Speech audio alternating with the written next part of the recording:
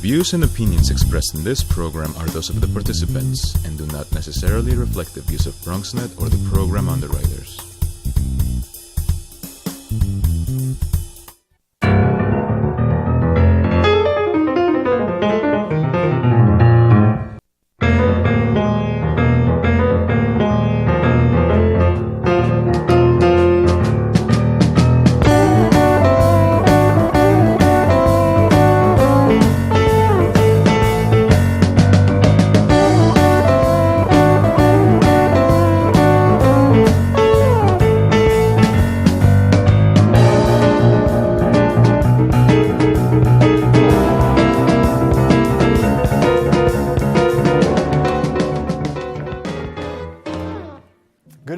Welcome to Bronxtalk. 2 weeks ago, we did a program on the Parks and Community Board 4, where we showed photos of parks and playgrounds that were in serious need of repair and maintenance. There was so much to look at and review that we didn't have time to break down some of the issues, the root causes, and even some of the solutions. So tonight, I thought we'd follow up with a Parks Part 2, where we can look at parks funding and budgeting, park safety, public-private partnerships, waterfront access in the South Bronx, and a variety of related issues. We have one of the city's foremost parks advocates with us to review those things. We will tell you the phones are open. You can weigh in about the parks in your area, park issues, or just general questions or comments about parks in the Bronx by calling 718-960-7261, or you send us an email at bronxtalk@bronxnet.org, or post them on our Facebook page, and we'll read them on the air during a future edition of our program. For the here and now, the Executive Director of New York City Park Advocates, Jeffrey Croft. Welcome back. Thank you very much. Nice to have you with us. Always things to talk about. We were just talking about that before the show. There's a lot to say. So let's talk about Community Board 4. We showed many parks, and in fact we have even more photos of things, concrete that's crumbling, play equipment that's not been maintained, areas that have been fenced off and now are, rat domiciles, and all kinds of problems that seem to me all you got to do is maintain them over time and you wouldn't have these problems, because these are things clearly from the photographs we showed that could have been corrected all along the way, maybe for decades. Why are we in that kind of a situation when it comes to parks? Well, unfortunately, parks are not a priority. I mean, every elected official in our lovely city says that parks are so important. But unfortunately, over the last 4 or 5 decades, constantly, the elected officials allocate a fraction of the funds needed to maintain and program and secure our parks. I mean, this year alone, the most recent budget, the city allocated just $354 million in city funds for our parks, which makes up 14%. I mean, sounds like a lot. $350 million sounds like a lot of money. Yes, out of a $79 billion budget. So that's, I mean, it's 14%. It's 14% of the city's land, and they're allocating far less than 0.5% of the city's budget. That's about a third of what the parks actually need, and just every year, and of course the Bronx. We don't. Are you suggesting that we're in last place? I don't like to hear that. Yes. We can show some of the photos so people who weren't with us 2 weeks ago can get an idea of what we were talking about. But when we look at some of these things, if you were to look at one of these playgrounds and say, okay, let's get this up to speed, how much money would it cost to get some of these things like the cracked basketball courts refurbished, or any of the other things that come up? Well, again, since we started disinvesting in the 60s, we're probably looking at it between $20 and $30 billion to get the city parks up to a snuff. And that's why when we hear these little amounts of money being allocated for our capital programs, it's mind-boggling. So here's we're looking at pictures of Mullally Park and cracked concrete and all kinds of things. Let's say we were to look at one park, and I know we all went through this exercise when we had the filtration plant built, and then there were supposed to be replacement parks. We know all those monies didn't get spent. But how much money would you need for, let's say, and I know we didn't break down everything for you in Mullally Park that's needed, but that kind of a thing, How much money would it take to fix up a park playground like that? Well, I mean, if we're just talking about one playground, I mean, that could be, as little as $1 million. The problem is that we have over 1,000 playgrounds in New York City, and those are just playgrounds. Then we have ball fields, and ball fields, that they cost money to renovate and to maintain. The biggest thing, which you have talked about for years, is that we're not maintaining. So even though we are investing capital dollars, we're just flushing that money down the toilet. The $350 million price tag or budget line that you quoted, does that include the maintenance, or that is really for capital improvements to fix some of the things we saw? No, that's just for maintenance and operation. That's the expense budget for the Parks Department.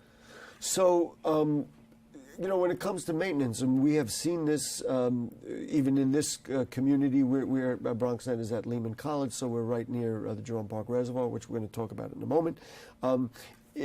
In this area, around the reservoir, we were just talking about they put a pathway and they tried to do some landscaping and some other things around the reservoir, but it's not being maintained. Is that because they don't have enough personnel, or because they don't spend enough time, or nobody cares, or I hate to say all of the above? I don't know.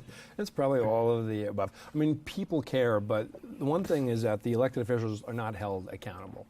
They pass these ridiculous budgets every year, and they slap themselves on the back and they say, great job, but the reality is we're allocating a third of what's actually needed, and that doesn't make it, and then it just gets compounded. When you say elected officials, in this case we're specifically talking about the city council, because they control the city's budget more than the state. Right? Sure. So we have the mayor that he proposes a ridiculous parks budget, and then we have a city council that agree on a ridiculous... Without standing up and saying, you know what, we'd like the parks... Absolutely. Which frankly is one reason why that filtration plant trade-off went through, because the elected officials at that time, we're going back 10 years, in the Bronx said, this is a way to get $240 million invested. Of course, they only have invested about $160 million of the 200. That's almost another story. And they've wasted an awful lot of that money too. Oh my goodness, we're going to go there? No, we're not going there tonight. Do you find, now just let's go through the last three mayors, Rudy Giuliani, Michael Bloomberg, and now Bill de Blasio, that one is different or worse or better than the other, or this is a trend that has begun and has been similar throughout?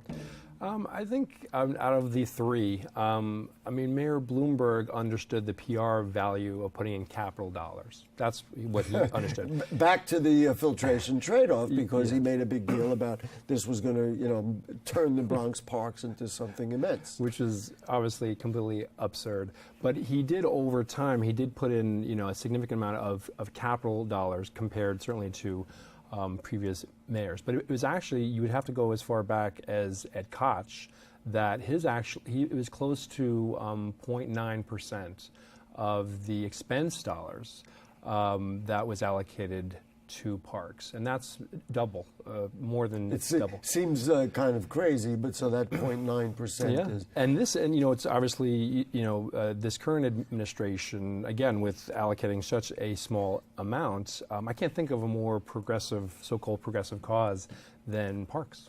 Mm-hmm. Just thinking about all of the different issues that each mayor has dealt with. Mayor Bloomberg just recently claimed to have planted the 1 millionth tree. When they made a big deal that this is a tree number 1 million, I had a lot of people say to me, Gary, where are the 1 million trees? I haven't seen them. Now, we have seen areas where there are trees.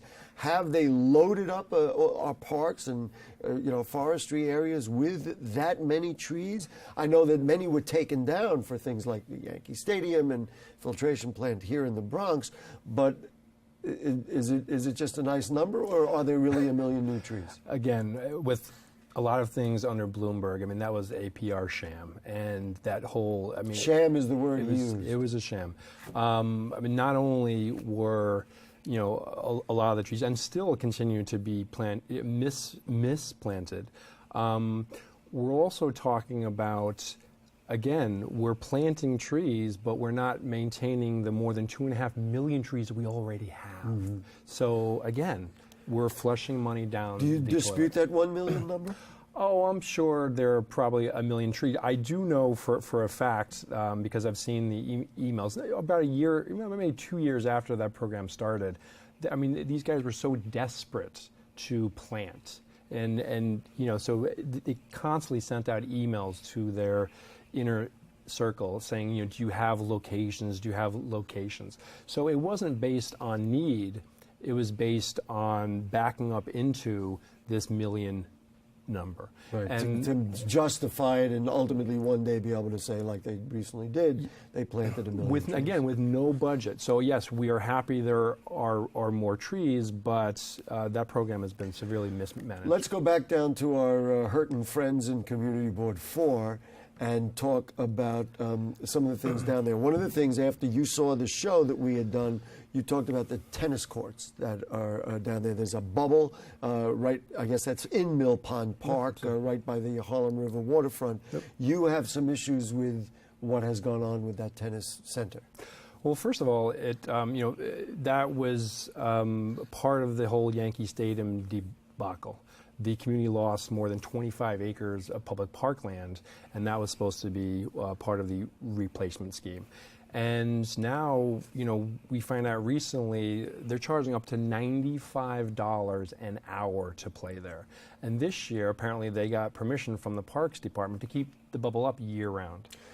So we're looking at pictures of that bubble. You're saying that that bubble should not be there? It should not be there during the summer, no. So it should be an outdoor park, much like, let's say, we have in Crotona Park, yeah, where we have outdoor courts. Absolutely. There are 16 courts, and all 16 courts are supposed to be... Do you think the reason is simply financial, that it's a big pain in the neck to take it down and put it back up? No, it's you have a concessionaire, a private concessionaire. Again, the city isn't running that, so the private concessionaire gets to do what We did a show during the building of the Yankee Stadium. I'd have to look up exactly when, but I know we had the dialogue about the cost of tennis. So that $95 per hour. Up to $95. Up to $95 per hour. One would think excludes a lot of Bronxites, certainly those that might live in that particular part of the Bronx. I think you're being very kind. All right. Is there any playback for that, or that is just the way it's going to be?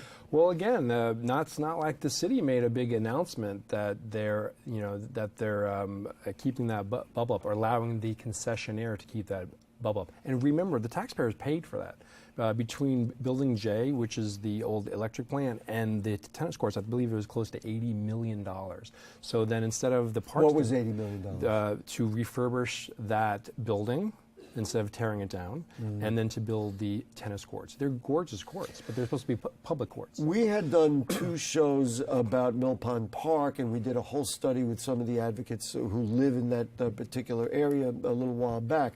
The dialogue about some of the land around there. Now, there is a building which you contend, people are talking about a children's museum, and I think it's off and running. I mean, we are getting a children's museum. It sounds like a nice idea. Certainly worthwhile for our children to have this educational, recreational space. But you have some contention about that. Well, yeah, and that's not a park. Now, we have some use. pictures. I want you to tell me if these are what these pictures are. Sure. So upstairs, there's a 12,500 square foot space that's undeveloped, and instead of turning that into a recreation center that's this space here. Yes, instead of turning it into a recreation center for the community, this so-called children's museum that was supposedly founded by Adolfo Carrion, they're trying to slide this in, and we've certainly gotten a lot of calls about that. And courts have repeatedly ruled that museums are not park. But who? I'm going to be plain and simple here. Who wouldn't want a children's museum in the Bronx where children need to be stimulated, where they need to have educational things? Isn't this as good or as important as if you were to have a community center or something of that nature? Again, no one would love a children's museum more than myself, but parkland is parkland, and you can't use it for non-park purposes, just like we saw in the filtration plant. What is the status of that? I mean, as I understand, they're building we're getting a children's museum. Well, who knows? I mean, that's been on the books for many years. Are you or others going to sue, potentially? we're taking a look at that. Absolutely. Okay, further south, now Mill Pond Park, for folks who don't know, is that area kind of under the highway, right by the water, next to, just south of Yankee Stadium by the old Bronx Terminal Market. Now it's the Gateway Mall. The southern part of that area, and I know, again, we have some photographs of that, has been undeveloped. And when we did a tour of that, some of the advocates would say, well, they're not sure what they want to do with that. I have heard that, now that's called Pier 5, yes, I got that? Pier 5, yeah. I have heard that that there's talk of actually putting up buildings there on that land. Yeah. This is true? From what I understand. This is, I guess, the land we're looking at here. Yeah, so the Parks Department rents that out to a couple of concessionaires throughout the year, and this is a circus on that spot. And this is, I believe, 5 acres of parkland. And again, that community lost almost 4 acres of parkland in that Yankee Stadium deal. So what would be better than putting in actual parkland instead of using it now? I just actually found out about that recently. That they're talking about putting up housing. Housing there, absolutely, yeah. Yeah, so it was not in the budget when they opened up Mill Pond Park in 2009. They didn't allocate funds, so now let's start allocating funds. It's just real quick. It seems a temporary circus is a park's recreation use. You have no objection to that? Well, something like that. I mean, because it's there for a very short period of time. But they want to take that land away and put in housing. You were part of the group that sued the city of New York at Citi Field in Willets Point because horrifically the Mets ownership and others wanted to put a mall in the parking lot right next to Citi Field, and folks who went to the World Series like I did and everything else would say, wait a minute, you can't do that. But you sued successfully to stop that from happening. What would stop developers from being able to develop on that parkland? The same kind of lawsuit? I mean, this seems to me a very almost more cut and dry than a children's museum, which you could maybe explain away as being, recreational, but buildings are buildings. Exactly. I mean, we're still looking into the legality of ownership. I mean, EDC, I don't know if they're claiming that the land was not officially ever transferred over to the Parks Department, that they're just managing it. Remember, across from Gateway Mall, right now, there's a few parking lots there, and if you for years you saw the lovely Parks Department lease there, and those were actually managed by the Parks Department, but the city's claiming the land was never transferred to the Parks Department, so that may be a way that they're going to try to wiggle. And those parking lots are Yankee Stadium parking lots. Yes, the Yankee Stadium parking lots. They are a concession. And a neat $40 and $50 a game or something. Yeah. You didn't hear me say that. I want to move to a different part of the Bronx, and something's happening this coming weekend, which I'm real happy about. We can even put up the announcement about it. Frankly, and there's no secret of it, I've been an advocate for getting access to the land around the Jerome Park Reservoir so that people can walk around it, they can recreate around it, and use it for what I think it should be used for. That is coming up this weekend. Dahlia, there is the information about it. Saturday and Sunday from 12:30 to 2:30 p.m. Anybody can walk around the reservoir. It's open access. We believe that it is the beginning of what we hope will be a very long-term access plan. You enter across from the Bronx High School of Science. I'm not for it, but there's a rule that says no cameras or bags. Don't bring that. They will check your cell phone. But I just wanted to announce that. The complication, as I understand it, around the Jerome Park Reservoir is that all of that land that appears to be parkland is really controlled by the Department of Environmental Protection. And in my mind, that's one way that they're keeping people back, because they're saying, well, it's not parkland, it's really DEP land, and so we don't know which part of it belongs to who, and so therefore we can't figure it out, so nobody can get near it. Well, I mean, I talk about the tale of two cities. Anyone who has been in Central Park in the 90s and the high 80s knows that there is a reservoir there, and that, like this reservoir, was very important, and that the public has always had access since day one. Right. Of course, they will tell you, and I'm going to play devil's advocate because I've heard it and I hear it in my sleep, is that the Jerome Park Reservoir is now part of, and still part of the water system. The Central Park Reservoir has been decommissioned. Again, though, it was always since day one, the public has had access to the reservoir when it wasn't decommissioned. And why should people in the Bronx get treated differently than the people who live and visit Central Park? It's outrageous. Don't start me on that particular concept, because we don't go for that on this particular program. The Central Park Conservancy is influential and powerful. We have, friends of Pelham Bay Park. We have friends of Van Cortlandt Park. How do these kinds of things work out? And for anybody in Community Board 4 or other places, is this a good direction to go to get the kind of advocacy you need to help solve some of these problems, even on a basic level? Well, unfortunately, a lot of these friends of groups and so-called conservancies aren't really advocates. They're not raising funds to get the city to do its job, which our city charter says it's the city's legal responsibility to take care of their parks. So what are they doing if they're not that kind of advocates? Well, a lot of them are trying to raise funds for maintenance or for programming. So wait, what am I missing? That sounds like a good thing, no? Let's put it this way: the Central Park Conservancy raises $57 million annually.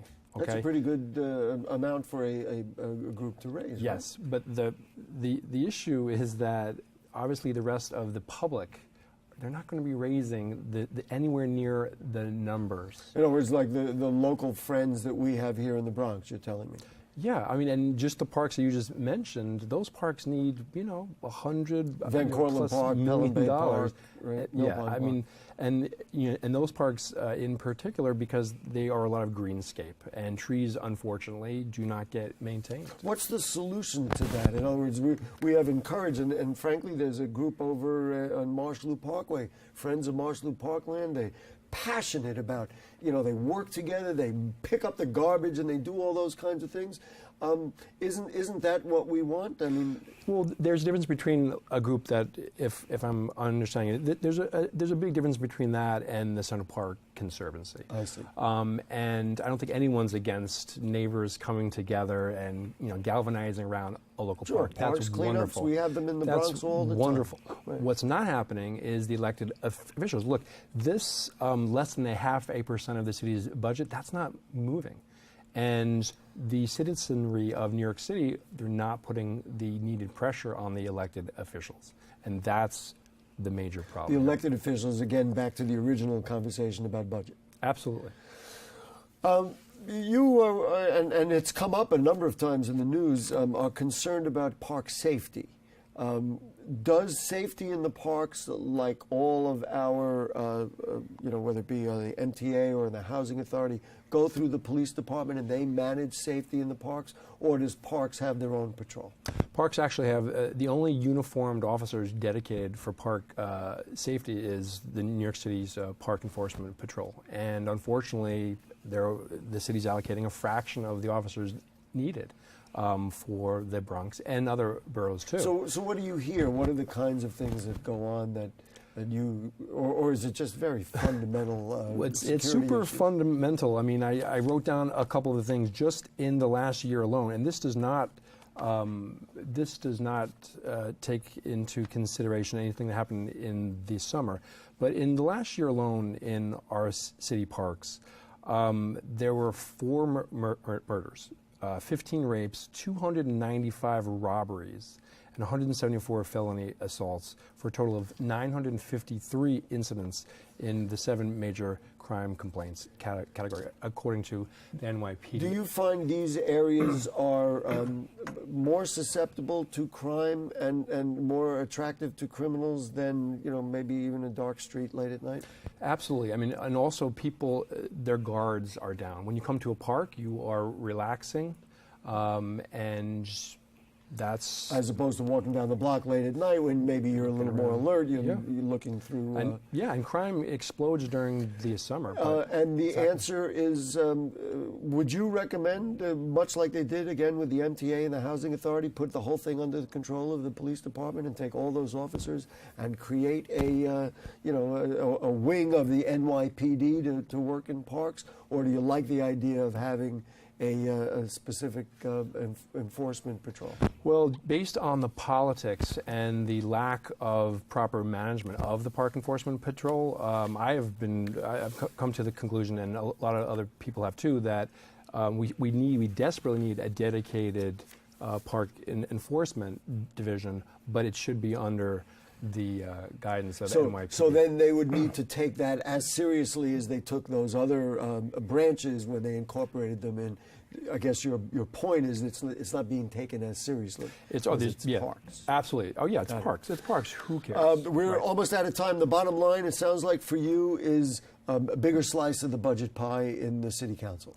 Much greater, much greater. All right. You have done your job for New York City Parks Advocates. You have advocated for the parks in the city of New York. Jeffrey Croft, thank you so much.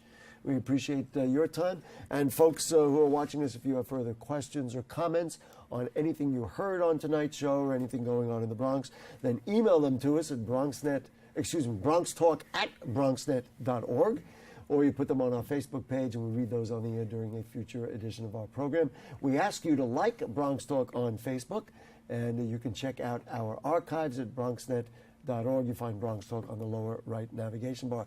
Next week, I will get to ask one of those questions about parks funding of a city council member. Councilmember Andy King will be here. So he's forewarned. We're going to ask him about parks and parks funding. Thank you to Dahlia and our producer. Shirley's our director. The cast of thousands. Helen's working over there. Clyde and everybody else. We'll see you next week. Good night.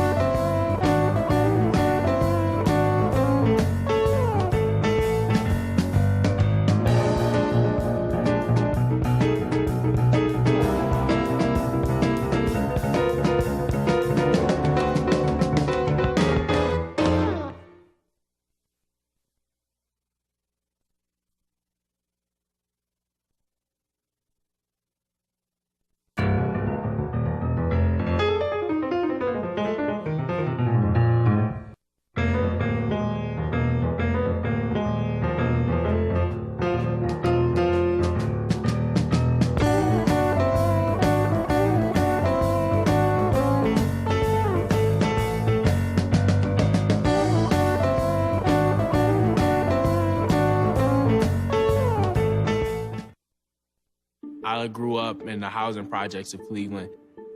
I didn't even know that life could be any better than it was. Education for me has been a way to get away from the agony of what was normal life.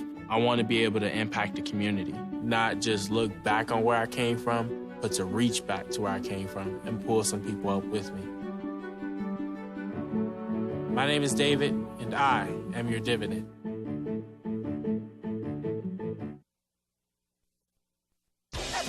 Adopting a new pet is a rewarding experience.